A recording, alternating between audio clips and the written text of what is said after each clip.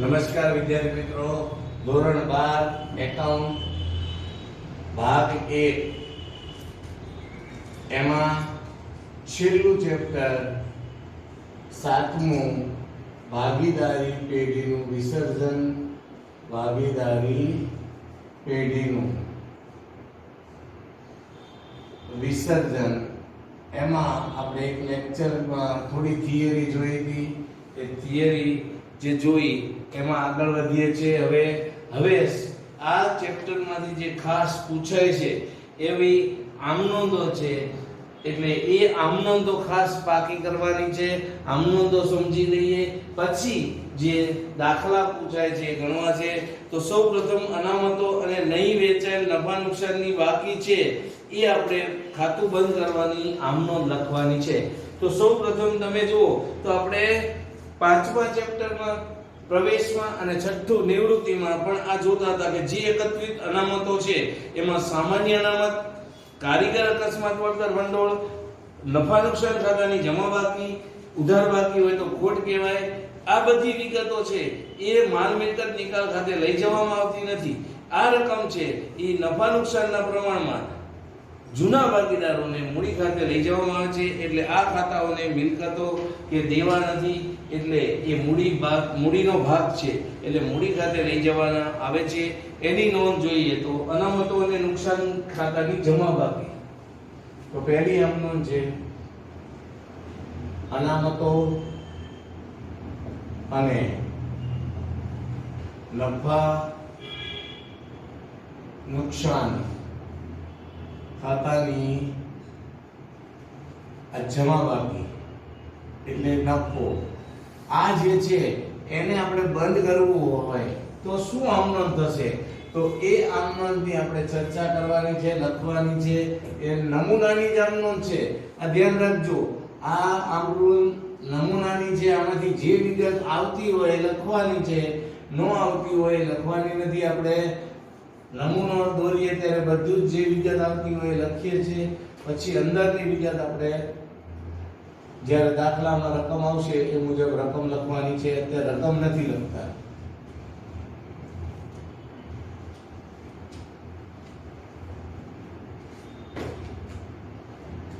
તો સૌપ્રથમ આપણે જોયું કે સામાન્ય અનામત એ જમા બાકી હોય છે. રોકાણ વધઘટ ભંડોળ એટલે પહેલા સામાન્ય અનામતો ખાતે ઉધાર, પછી બીજું હતું રોકાણ વધઘટ ભંડોળ ખાતે ઉધાર. ત્રીજું છે રોકાણ વધઘટ પછી કારીગર અકસ્માત વળતર ભંડોળ. જો ખાસ ધ્યાન રાખજો, આમાં ભૂલ કરે છે બધા. કારીગર અકસ્માત વળતર ભંડોળ. અહીંયા કારીગર નફા ભાગ ભંડોળ હોય તો એ દેવું કહેવાય, એ આવશે નહીં. પછી નફા નુકસાન ખાતે જો નફો હોય તો નફા નુકસાન ખાતે એ નફો હોય એ જ લખવાનું છે. જો ઉધાર બાકી હોય તો એ જમા થશે અને તે બધા ભાગીદારોના મૂડી ખાતે જમા થશે. તે ભાગીદારોના મૂડી ખાતે જમા. અહીંયા આ 3 રકમ આવશે, 4 રકમ, અને અહીંયા આ 5મી રકમ છે એ જમા બાજુ હવે મૂડી ખાતે જમા થશે. બાબત જેમાં લખવાનું અનામતો અને નહીં વેચેલ નફાની બાકી નફો એટલે નહીં વેચેલ નફો ભાગીદારોના નફા નુકસાનના જૂના પ્રમાણમાં મૂડી ખાતે લઈ ગયા તેના. એટલે હવે અહીંયા ખાસ હજી જો હું સમજાવું કે સામાન્ય અનામત, આ બધી અનામતો છે મૂડી ખાતે લઈ જવામાં છે, સામાન્ય અનામતો. પછી રોકાણ વધઘટ ભંડોળ. તો રોકાણ વધઘટ ભંડોળ એટલે રોકાણો આપણે જે કર્યા હોય એમાં વધઘટ થાય એના માટે આપણે રૂપિયા રાખ્યા હોય. પછી કારીગર અકસ્માત વળતર ભંડોળ. તો કારીગરને અકસ્માત થાય તો આપણે પૈસા મોટી રકમ ચૂકવવી પડે. ઘણી વખત તમે જુઓ તો મૃત્યુ પામે તો 2-2, 5-5 લાખ, 10-10 લાખ, 20-20, 25 લાખ દેવા પડે છે. હમણાં જ તમને ખબર હશે તો રાજકોટમાં આગ લાગી હતી, તો એ રાજકોટમાં હોસ્પિટલમાં આગ લાગી, 6 જણા 5 જણા મરી ગયા હતા. તો એ દરેકને 4-4, 5-5 લાખ ગવર્મેન્ટે આપ્યા. અને આ જે હોસ્પિટલ વાળા છે એમને પણ મોટી રકમ આપવી પડે છે. ખાનગીમાં ઘણી વખત એ કેસ ન થાય ને એના માટે બહુ મોટી રકમો આપવાની હોય. તમે ગબ્બર ઇઝ બેક જોયું હોય તો ખ્યાલ આવશે કે મોટી રકમ ચૂકવવી પડે જો તમારાથી કોઈ ભૂલ થઈ હોય તો એ માટે. તો એના માટે આપણે આ કારીગર અકસ્માત વળતર ભંડોળની આપણે રકમ રાખીએ છીએ કે જેથી એ વખતે રકમ ચૂકવવાની થાય તો એ આપણા માટે અહીંયા ભંડોળ છે, એટલે આપણી રકમ છે. નો અકસ્માત થાય તો આપણી પાસે જ રહેશે. એટલે અત્યારે જ્યારે આપણે વિસર્જન કરીએ છીએ એટલે ત્યારે અકસ્માત થયો નથી, એટલે આ ભંડોળ આપણું છે, એટલે એ ભાગીદારોને મૂડી ખાતે આપી દેવાનું. એવી જ રીતે નફા નુકસાન ખાતાની બાકી હોય નફો જમા બાકી તો એ પણ વેચી દેવાનું છે. અને આ બધી રકમનો સરવાળો કરીને ભાગીદારોના મૂડી ખાતે લઈ જવાનું. જૂના પ્રમાણમાં જેનું પ્રમાણ આપ્યું હોય નફા નુકસાન એ પ્રમાણમાં એને આપી દેવાનું છે. હવે બીજું છે કે નફા નુકસાન ખાતાની ઉધાર બાકી હોય તો આ જ રીતે નફા નુકસાન ખાતાની ઉધાર બાકી હોય પહેલી અમનો થઈ તો હવે આ જ વસ્તુ છે. નફા નુકસાન ખાતે જે નફો હતો તો એ નફા નુકસાન ખાતાની ઉધાર બાકી હોય એટલે ખોટ કહેવાય. તો ભાગીદારોના મૂડી ખાતે ઉધાર, આ ખોટ છે એટલે મૂડી ખાતે ઉધાર થાય અને તે નફા નુકસાન ખાતે જમા થશે. અને એ જમા થાય એ ખોટ હોય એટલે નુકસાન હોય એ પછી આપણે અહીંયા આ બાબત જે આની જેમ જ લખવાની છે કે નફા નુકસાન ખાતાની ઉધાર બાકી ભાગીદારોના મૂડી ખાતે લઈ ગયા નફા નુકસાનના પ્રમાણમાં વેચી દેના. હવે પછીનો મુદ્દો છે ત્રીજો, આ બીજો. તો એમાં મિલકતોના ખાતા બંધ કરીને માલ મિલકત નિકાલ ખાતે લઈ જવાની. આપણને અગાઉ ચર્ચા કરી હતી 11માં મેં તમને કીધું હતું, તમે સાંભળ્યું હશે કે મિલકત ખાતાની ઓલવેઝ હંમેશા ઉધાર બાકી જ હોય છે. તો આ મિલકતના ખાતા આપણે બંધ કરવા છે તો એ મિલકતના ખાતા બંધ કરવાની નોંધ આપણે ક્યાં લઈ ઉધાર બાકી છે એટલે જમા કરવાનું છે. તો હવે મિલકતના ખાતા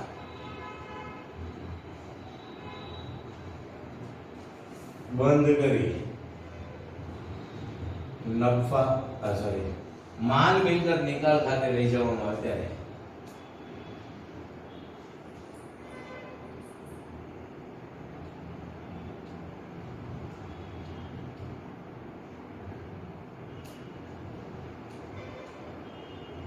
હવે માલ મિલકત ખાતે લઈ જવાની નોંધ જોઈએ તો તમને હમણાં જ મેં કીધું કે ઓલવેઝ આ ધ્યાન રાખો કે મિલકત ખાતાની ઉધાર બાકી જો એ ખાતા બંધ કરવા છે તો બંધ કરવા હોય તો એને આપણે શું કરવું પડશે? જમા કરવા પડે. અને ક્યાં લઈ જવાના છે? તો માલ મિલકત નિકાલ ખાતે ઉધાર કરવાનું. તો અહીંયા માલ મિલકત નિકાલ ખાતે ઉધાર, માલ મિલકત નિકાલ ખાતે ઉધાર તે હવે જે તે મિલકત ખાતે જમા, જે મિલકત આપણી પાસે હોય એ લખવાની છે. તો આપણને ખબર છે પહેલી સૌપ્રથમ મિલકત જમીન મકાન, પછી જે મિલકતો છે યંત્ર હોય તે યંત્રો ખાતે જમા. પછી તમે જો રોકડ ને બેંક નથી લખવાની. પછી ફર્નિચર હોય, રોકાણો હોય તે ફર્નિચર ખાતે તે રોકાણો ખાતે આમાંથી જે હોય એ લખવાની છે. આપણે આ નમૂના રૂપ છે. પછી એ જ રીતે દેવાદારો અને લેણી હુંડી તે આ દેવાદારો ખાતે આપણ મિલકત કહેવાય, આપણે લેણા છે તે લેણી હુંડી ખાતે હવે આ સિવાયની ઘણી બધી મિલકતોના પ્રકાર છે, તો એ મિલકત હોય એ લખવાની છે, એટલે તે અન્ય મિલકતો, જે મિલકત હોય આ સિવાયની પણ કોઈ પણ મિલકત હોય છે, કે સાયકલ હોય, સ્કૂટર હોય, વાહન હોય, ગમે તે હોય એ બધી મિલકત કહેવાય. ટેમ્પો હોય, રિક્ષા હોય, તો એ પણ શું છે, એ આપણી મિલકત કહેવાય. ધંધામાં જે કંઈ ઉપયોગી થાય એ બધું આપણી મિલકત છે. હવે અહીંયા એક ધ્યાન રાખવાનું, હમણાં મેં તમને ચર્ચા કરી કે રોકડ અને બેંકની મિલકત જ કહેવાય, આપણા બેંકમાં જમા હોય, પણ એ લખવાના નથી. કેમ? કારણ કે એનું આપણે અલગ ખાતું બનાવીએ છીએ, એટલે એ અહીંયા લખવાનું નથી. અહીં બાબત જેમાં લખવાનું કે મિલકતોના ખાતા બંધ કરી ચોપડે કિંમતે, જો અહીંયા ધ્યાન રાખો, ચોપડે કિંમતે લઈ જવાના. ચોપડે કિંમત એટલે ચોપડામાં જે તમને વિગત દર્શાવી હોય, પાકું સર્વે આપ્યો એમાં જે કિંમત હોય એ હવાલામાં હોય નહીં, એટલે એનું આપણે રોકડ અને બેંકનું ખાતું છે એ આપણે અલગ બનાવીએ છીએ, ત્યાં લખવાનું નથી. અને આ બધી મિલકતો છે એ રોકડ કિંમત ચોપડે કિંમતે દર્શાવવાની છે. હવે પછીનું જોગવાઈના ખાતા બંધ કરી માલ મિલકત નિકાલ ખાતે લઈ જવાના. જોગવાઈ, હવે આ જોગવાઈ એટલે શું?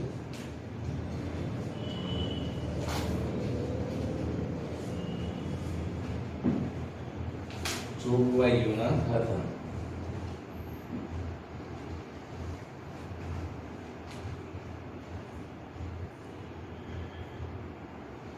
બંધ કરી માલ મિલકત નિકાલ ખાતે, માલ મિલકત નિકાલ ખાતે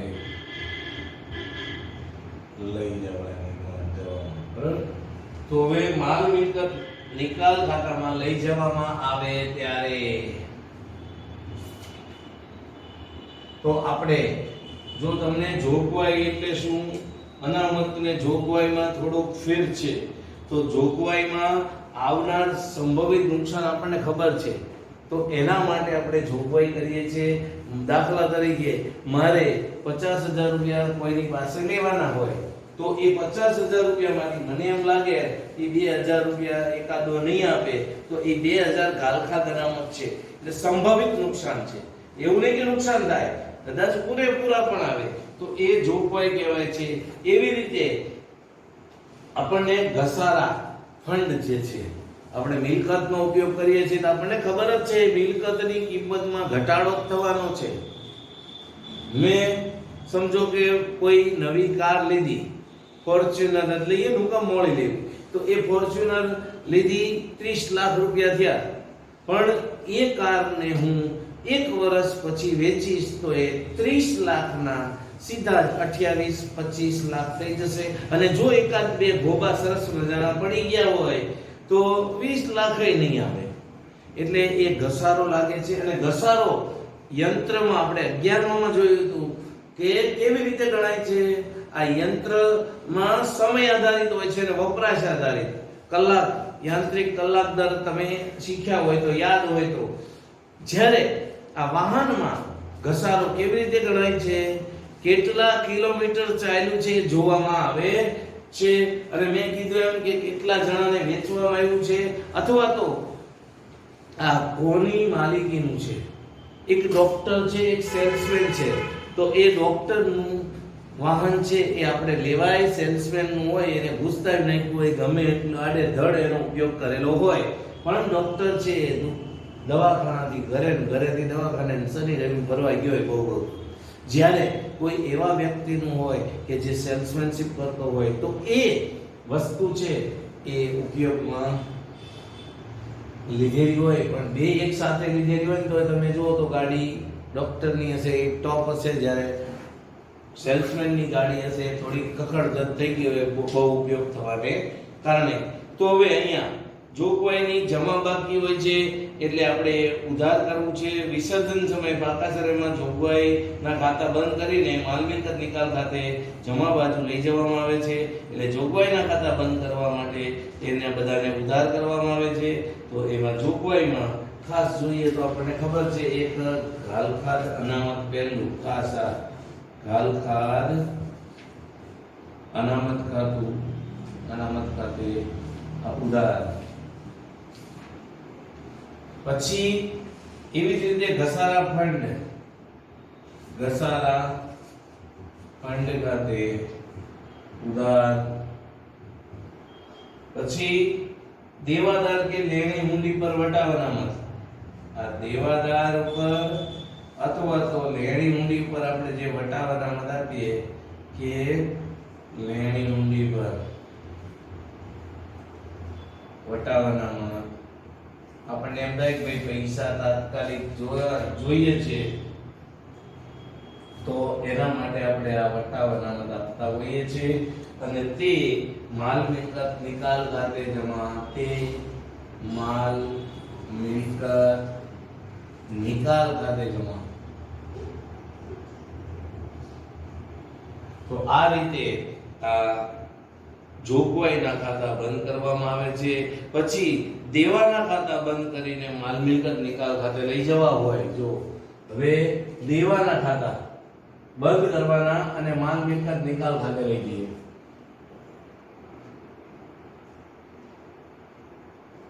દેવાના ખાતા બંધ કરી માલ મિલકત નિકાલ ખાતે લઈ જવામાં આવે. હવે દેવાની હંમેશા જમા બાકી હોય છે. આપણે કોઈને પૈસા દેવાના હોય તો એની જમા બાકી હોય છે અને પેઢીનું વિસર્જન થાય ત્યારે પાકા સરેમાં જે દેવા દર્શાવ્યા છે, જવાબદારી છે, એના ખાતા બંધ કરવા હોય તો એને ઉધાર કરવા પડશે અને માલ મિલકત નિકાલ ખાતે જમા કરો એટલે એ ખાતા બંધ થઈ જશે. તો દાખલા તરીકે દેવાદારોમાં કોણ આવશે? લેણદારો, દેવી હુંડી, બેંક ઓવરડ્રાફ્ટ, પ્રોવિડન્ટ ફંડ, કારીગર નફા ભાગ ભંડોળ. હમણાં મેં તમને ચર્ચા કરી હતી આ અકસ્માત વળતર ભંડોળ નહીં, અહીંયા કારીગર નફા ભાગ ભંડોળ છે, દેવું છે અને કોઈ પણ ચૂકવવાના બાકી ખર્ચા છે એ દેવું કહેવાય. તો હવે એ ખાતા બંધ કરવા હોય તો એની નોંધ આ રીતે થશે. એની જમા બાકી હોય એટલે દેવાદાર પેલા લેણદાર ખાતે ઉધાર,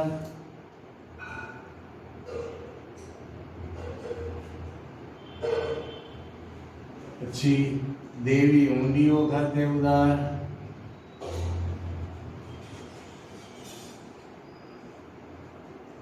દેવી હુંડીઓ એટલે કોઈને પૈસા દેવાના હોય ને આપણે લખીને આપ્યો કોઈ હું તને દઈ દઈશ. પછી બેંક ઓવરડ્રાફ્ટ, બેંક ઓવરડ્રાફ્ટ ખાતે ઉધાર. પછી કારીગર નફા ભાગ ભંડોળ, કારીગર નફા ભાગ ભંડોળ ખાતે ઉધાર. અને છેલ્લું ચૂકવવાના બાકી ખર્ચ ખાતે. ચૂબા ખર્ચ ટૂંકમાં લખવું હોય તો પણ આપણે એવું નથી કરવું. ચૂકવવાના બાકી ખર્ચા ખાતે ઉધાર. હવે આ બધું જ ક્યાં લઈ જવાનું છે? માલ મિલકત નિકાલ ખાતે. એટલે તે માલ મિલકત નિકાલ ખાતે જમા થશે. આ બાબત જેમાં લખવાનું કે દેવાઓના ખાતા બંધ કરી માલ મિલકત નિકાલ ખાતે લઈ ગયા તેના હિસાબોની પતાવટ કરવાની હોવાથી ભાગીદારોના મૂડી ખાતા, ચાલુ ખાતા, ભાગીદારોના લોનના ખાતા, માલ મિલકત નિકાલ ખાતે આપણે લઈ જતા નથી. શું કીધું? કે આપણે હિસાબની પતાવટ કરવાની છે. હવે ઈ પતાવટ કરીએ એટલે આપણે શું કરીએ છીએ? મૂડી ખાતા, ચાલુ ખાતા અને લોનના ખાતા હોય એ આપણે માલ મિલકત નિકાલ ખાતે નથી લઈ જતા, કારણ કે એને તો આપણે હિસાબ પૂરો જ કરવાનો છે. એટલે તેના અલગ ખાતા ખોલીને બાકી દર્શાવાય છે અને વિસર્જન ખર્ચ પણ વિસર્જનમાં પણ છેલ્લે આ ખાતા બંધ કરવામાં આવે છે. વિસર્જન થાય એટલે છેલ્લે ખાતું બંધ કરવામાં આવે છે.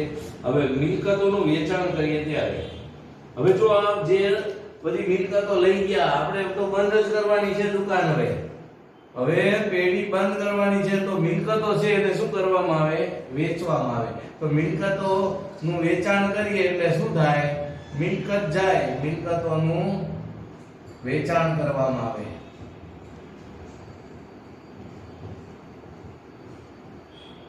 તો મિલકતોનું વેચાણ કરીએ ત્યારે આપણને મિલકત એમનેમ તો કઈ આપણે આપી ન દઈએ, આપણે કઈ ગાંડા તો એવા છીએ નહીં. તો મિલકતનું વેચાણ કરશું એટલે રોકડ આપણી પાસે આવશે અને જાશે મિલકત.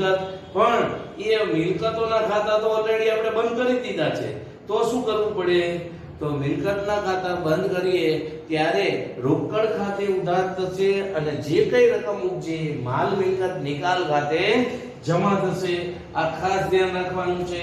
તો હવે મિલકતનું વેચાણ કરવામાં આવે ત્યારે રોકડ પબ્લિક બેંક, હવે ચેક આવે તો તે રોકડ પબ્લિક બેંક ખાતે ઉધાર અને તે માલ મિલકત નિકાલ ખાતે જમા થશે. બાબત જેમાં લખવાનું કે મિલકતોનું વેચાણ માલ મિલકત નિકાલ ખાતે જમા કર્યું તેના. હવે આમાં જે બીજો મુદ્દો છે કે મિલકતો છે એ ભાગીદાર લઈ જાય. મિલકત કોઈ ભાગીદાર લઈ જાય તો ભાગીદાર લઈ જાય ત્યારે એની મૂડીમાં ઘટાડો થશે અને અહીંયા રોકડ નહીં આવે. એના બદલે ભાગીદારનું મૂડી ખાતું ઉધાર થશે અને માલ નિકાલ ખાતું તો જમા જ થશે. એટલે ખાલી એટલો જ ફેર આવશે કે ભાગીદારના મૂડી ખાતે ઉધાર, જે તે ભાગીદાર જે લઈ ગયો હોય, જે તે ભાગીદાર, જે તે એટલે બસ ગમે એના ખાતે નહીં લખવાનો, ભાગીદારના મૂડી ખાતે, જે તે નો મતલબ કે જે ભાગીદાર લઈ ગયો છે એના મૂડી ખાતે ઉધાર અને તે માલ મિલકત નિકાલ ખાતે જમા.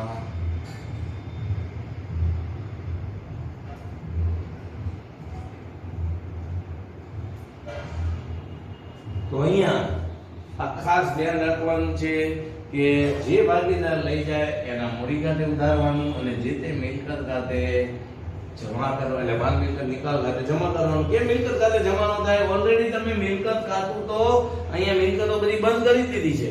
તો હવે એકની એક મિલકત બે વાર જમા કરો તો એનો મતલબ શું થાય કે મિલકતની જમા બાકી. તો મિલકતની કોઈ દિવસ જમા બાકી હોઈ શકે નહીં. આપણી પાસે હોય એની કરતા કોઈ દિવસ વધુ મિલકત જાય નહીં. એટલે આ ખાસ ધ્યાન રાખવાનું છે.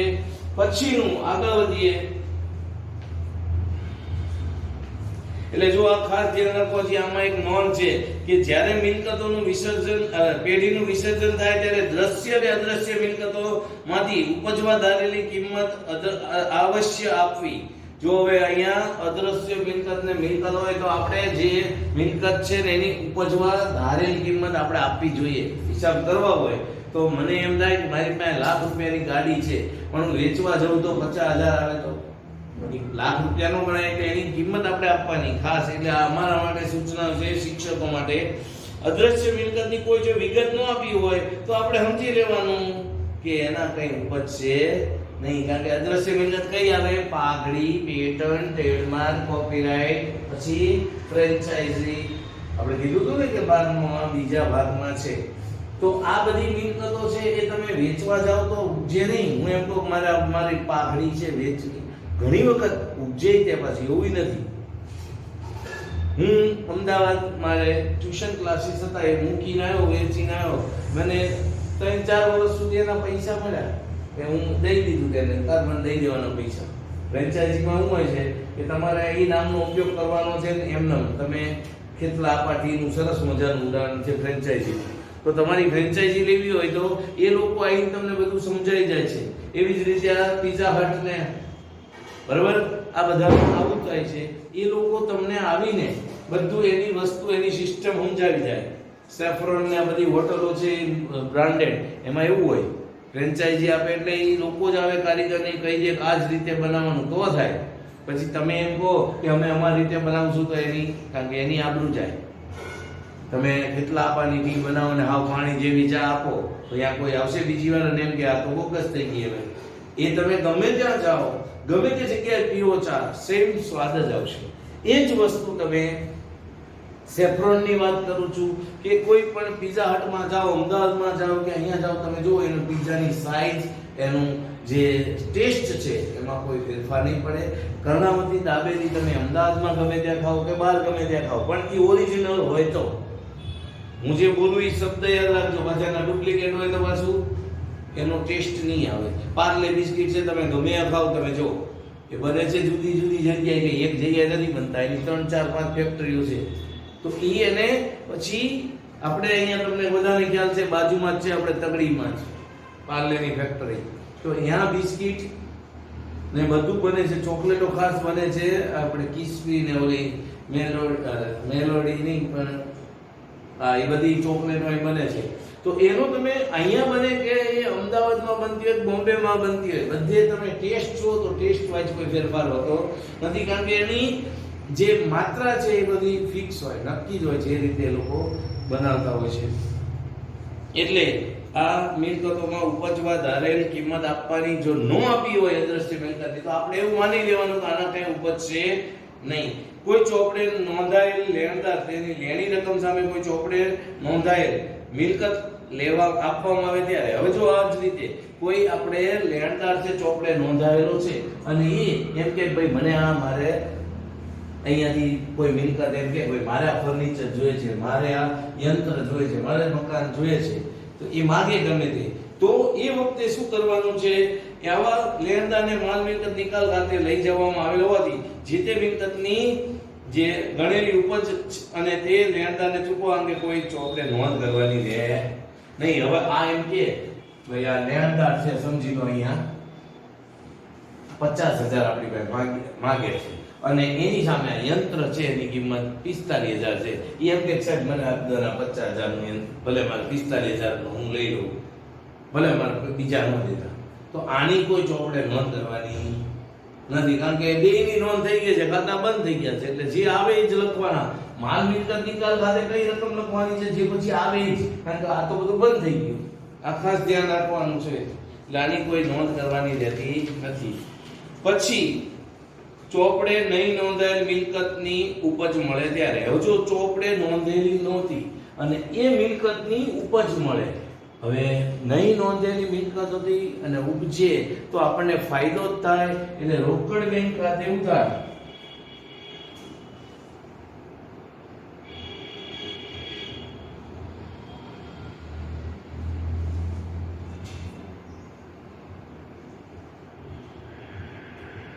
હવે ચોપડે નહીં નોંધેલી મિલકત હતી, એની ઉપજ થઈ એટલે રોકડા આપશે, તો રોકડ બેંક ખાતે ઉધાર, જે આપણે અગાઉ ચર્ચા કરી હતી, રોકડ બેંક ખાતે ઉધાર, અને તે માલ મિલકત નિકાલ ખાતે જમા. આપણે અગાઉ ચર્ચા કરી હતી કે ફાયદો થાય તો એને આપણે ઉધાર જ, ફાયદો થાય એટલે માલ મિલકત નિકાલ ખાતે જમા કરવાનું છે, અને નુકસાન થાય તો માલ મિલકત નિકાલ ખાતે ઉધાર કરવાનું. જેમ આપણે અગાઉના ચેપ્ટરમાં પુનઃ મૂલ્યાંકન ખાતું હતું એ જ રીતની વાત છે.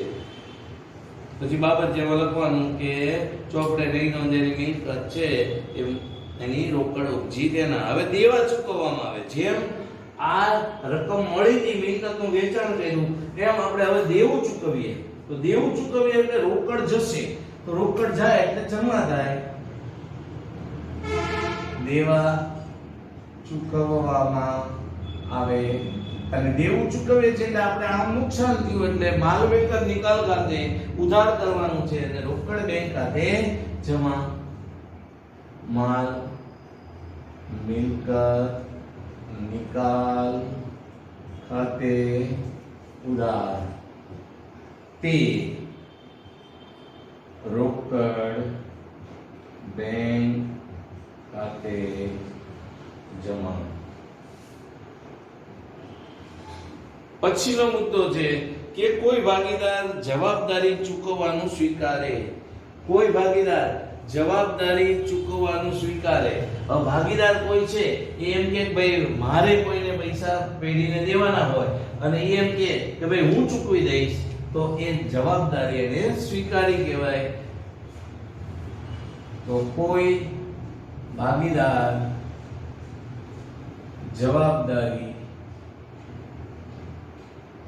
ચૂકવવાનું સ્વીકારે તો એની મૂડી વધશે, એટલે કે મૂડીમાં વધારો થશે, એટલે મૂડી ખાતું જમા થાય અને એ જવાબદારી સ્વીકારે છે, એટલે માલ મિલકત નિકાલ ખાતે ઉધાર થશે અને તે માલ મિલકત નિકાલ ખાતે ઉધાર અને તે જે તે ભાગીદારના મૂડી ખાતે જમા થશે. પછીની આમ નોંધ છે, એટલે અહીંયા એ ધ્યાન રાખવાનું, ચોપડે દર્શાવેલ કોઈ દેવાની ચૂકવણી અંગે કોઈ સૂચના ન હોય તો આપણે ધ્યાન રાખવાનું છે કે મારે 50,000 યશાને દેવાના છે તો એ 50,000 જ દેવાના, પછી હું એવી અપેક્ષા ન રાખી શકું એ ઓછા લે, નોંધ લે અને દેવાના ન હોય. હા, પોઝિશન એવી હોય ની ઓછા લે એ વસ્તુ અલગ છે. પછી ચોપડે નહીં નોંધેલ દેવું ચૂકવવામાં આવે. હવે ચોપડે નહીં નોંધેલું દેવું છે આપણે ચૂકવીએ. ચોપડે જો તો ચોપડે નહીં નોંધેલું દેવું ચૂકવો એટલે આની આ જ નોંધ થાય. જો જવાબદારી સ્વીકારે થાય, માલ મિલકત નિકાલ ખાતે ઉધાર અને એટલે નુકસાન થશે અને જે તે ભાગીદારના મૂડી ખાતે છે ને એના બદલે શું આવશે, અહીંયા રોકડા જશે એટલે રોકડ બેંક ખાતે જમા થશે. થોડુંક આપણે સમયના અભાવે હવે લખતો નથી તો શું થશે, નહીં નોંધેલ ચોપડે દેવું છે એ ચૂકવવાનું થયું તો ચૂકવીએ છીએ એટલે આપણે નુકસાન જાય એટલે માલ મિલકત નિકાલ ખાતે ઉધાર અને અહીંયા રોકડા ચૂકવીએ છીએ એટલે ભાગીદારના મૂડી ખાતે જગ્યા આવશે રોકડ બેંક ખાતે જમા. પછી ભાગીદારોના ભાગીદારી પેઢીનો વિસર્જન ખર્ચ ચૂકવવામાં આવે. હવે આ ખાસ ધ્યાન રાખવાનું છે, વિસર્જન ખર્ચ ચૂકવવામાં કે પેઢીએ ભોગવવાનો હોય તો માલ મિલકત નિકાલ ખાતે આપણે ખર્ચ નુકસાન જ છે તો માલ મિલકત નિકાલ ખાતે ઉધાર અને રોકડ બેંક ખાતે જમા. પણ જ્યારે જવાબદારી કોઈ ભાગીદારે સ્વીકારી હોય તો શું નોંધ થશે, તો ભાગીદારે સ્વીકારી હોય ત્યારે માલ મિલકત નિકાલ ખાતે ઉધાર અને ભાગીદારના મૂડી ખાતે જમા થશે. આ જ નોંધ થાય કારણ કે ભાગીદારે સ્વીકારી લીધું ભાઈ હું ચૂકવી દઈશ, બરોબર, ભોગવવાના છે તો પેઢીએ જ પણ ચૂકવે છે આ, બરોબર. તો હવે જવાબદારી સ્વીકારે તો માલ મિલકત નિકાલ ખાતે ઉધાર અને ભાગીદારના મૂડી ખાતે અને આ ભાગીદારને આપણે જવાબદારી છે એટલે ભાગીદારે કરેલ વિસર્જન ખર્ચની આપણે ચૂકવણી કરીએ તો ભાગીદારના મૂડી ખાતે ઉધાર પછી અને રોકડ બેંક ખાતે જમા થશે. આની નોંધ ઊંધી થઈ જાય એટલે મૂડી ખાતે ઉધાર અને તે રોકડ બેંક ખાતે જમા. અને ભાગીદારની આપણે લોન ચૂકવવાની થાય તો લોન ચૂકવીએ તો ભાગીદારની લોન ખાતે ઉધાર અને રોકડ જાય છે એટલે રોકડ બેંક ખાતે જમા. તો હવે માલ મિલકત નિકાલ ખાતાની બાકી છે એની વહેંચણી તો પુનઃ મૂલ્યાંકન ખાતું હતું એવી જ રીતે માલ મિલકત નિકાલ ખાતાની જમા બાકી હોય તો એ નફો કહેવાય. તો એ ભાગીદારોને જૂના જે પ્રમાણ આપ્યું છે એ પ્રમાણમાં વેચી દેવામાં આવે છે. તો એની નોંધ શું થશે, જમા બાકી છે એટલે માલ મિલકત નિકાલ ખાતે ઉધાર અને તે ભાગીદારોના મૂડી ખાતે જમા થશે. અને જો ઉધાર બાકી હોય તો માલ મિલકત નિકાલ ખાતું જમા થશે અને ભાગીદારોના મૂડી ખાતે ખોટ કહેવાય એટલે ભાગીદારોના મૂડી એટલી ઘટાડો થશે એટલે ભાગીદારના મૂડી ખાતે ઉધાર થશે. હવે આવા જે દાખલાઓ છે એની ચર્ચા છે પણ એ હવે નેક્સ્ટ લેક્ચરમાં કરશું. આ બધી જે મેં આમનો લખી એ લખી લાવવાની ફરીથી. અને મેં તમને અગાઉ પણ કીધું હતું કે આ માલ મિલકત નિકાલ ખાતું છે એનો નમૂનો આપ્યો છે એ નમૂનો કરી લાવવાનો પાકો એટલે તમને હવે દાખલામાં વાંધો નહીં આવે. અને આવી આમનોંધ જ પૂછાય છે 3 માર્કના દાખલામાં આમાંથી 1-2 આમનોંધ પૂછાય તો એ વખતે તમને આમનોંધ આવડે. અહીંયા પછી ઉદાહરણ 1 થી શરૂ થાય છે એટલે એ વખતે આપણે આની ચર્ચા કરીશું નેક્સ્ટ લેક્ચરમાં. ઘરે રહો, સલામત રહો. અસ્તુ. જય હિન્દ, જય ભારત.